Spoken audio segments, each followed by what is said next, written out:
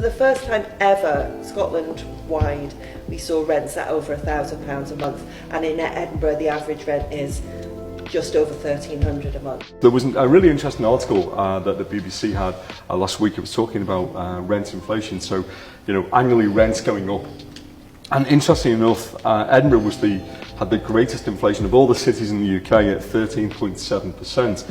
And I think the thing which may puzzle the audience is we supposedly have rent caps in place which stop rents going up by that much. So what's happening there? So it can be known, or has been known, as the cap trap. So this means essentially landlords where their tenants are in situ are only able to at the moment increase by a maximum of 3%. Landlords, when they have a property that's come into the market and they're looking for a tenant for the first time, they can set that rent at almost anything that they like. Yeah. So that's really seeing the difference between continuing tenancies and new tenancies, and that gap is getting wider.